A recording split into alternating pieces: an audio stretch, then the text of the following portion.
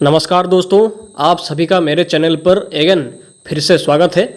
तो आज हम बात करेंगे अगले 15 दिनों में देश भर में बारिश का माहौल कहां पर कैसा हो सकता है। इसके साथ ही अभी जो लो प्रेशर का फॉर्मेशन किया है बंगाल की खाड़ी में, उसका आने वाले टाइम पे ट्रैक और इंटेंसिटी क्या हो सकता है, अभी का प्रेडिक्शन इसको लेकर क्या बोलता है, उस पर मैं आपको जानकारी दूंगा पूरा डिटेल के साथ। तो वीडियो को स्टार्ट करने से पहले आप वीडियो को लाइक कर दीजिए और चैनल को सब्सक्राइब भी कर लीजिए ताकि आपको लगातार मौसम के बारे में जानकारी मिलती रहे। तो सबसे पहले हम सैटेलाइट इमेज के हिसाब से बात करेंगे कि अभी का सैटेलाइट इमेज के हिसाब से भारत के समय किस तरह का मौसम का हाल बना हुआ है। तो अगर हम अभी का सैटेलाइट इमेज को देखेंगे तो ये आज का सैटेलाइट मैप है।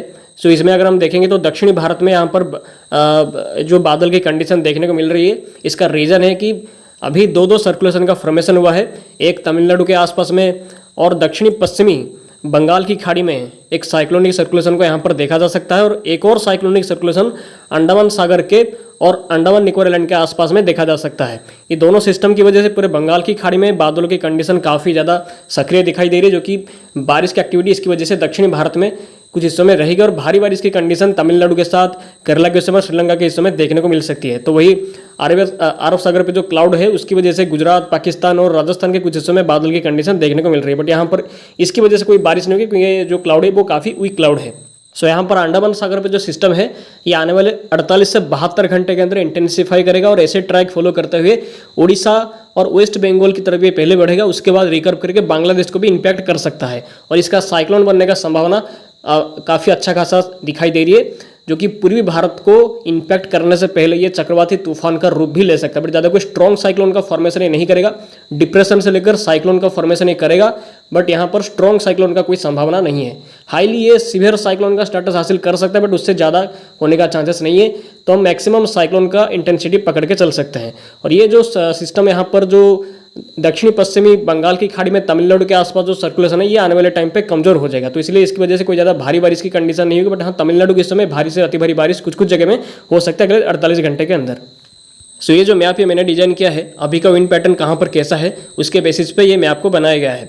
यहाँ पर दो सिस्टम को देखा जा सकता है और उसकी वजह से विंड सर्कुलेशन को भी देखा जा सकता है। यहाँ पर तमिलनाडु के आसपास एक सर्कुलेशन है और एक और सर्कुलेशन दक्षिणी अंडमान सागर से लेकर जो दक्षिणी पूर्वी बंगाल की खाड़ी के आसपास में देखा जा सकता है। और ये जो सिस्टम यहाँ पर अंडमान सागर पे, इसका आने वाले टाइम पे ट्रैक ऐसा रहेगा और यहाँ तक आके ये रिकर्व करेगा, जो कि हो सकता है कि उड़ीसा के आसपास में क्रॉस भी कर सकता है और वेस्ट बंगाल के आसपास भी क्रॉस कर सकता है। तो इसका ट्रैक मोस्टली कुछ ऐसा ही रह सकता है और इंटेंसिटी को भी स्क्रीन पे देख ही सकते हैं। इसका साइक्लोन का फॉर्मेशन 16 से 17 नवंबर के बीच में होने का चांसेस इसका दिखाई दे रही है। सो अभी चलिए देखते हैं कि जीएफएस मॉडल और ईसीएमडब्ल्यू मॉडल इसके बारे में क्या इंडिकेशन कर रहे हैं।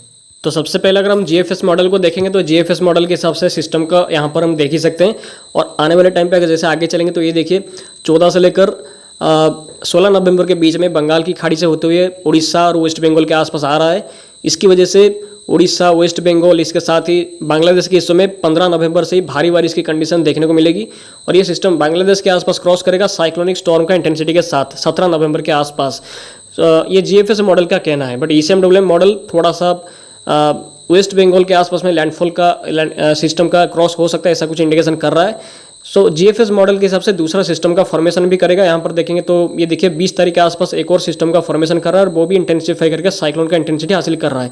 बट ये दूसरा सिस्टम के बारे में अभी बोल नहीं सकते, इसका आने वाले टाइम पे इंटेंसिटी ट्रैक क्या होगा वो आने वाले टाइम पे क्लियर होगा। आने वाले 4 से 5 दिनों के अंदर इसके बारे में मैं आपको जानकारी दूंगा।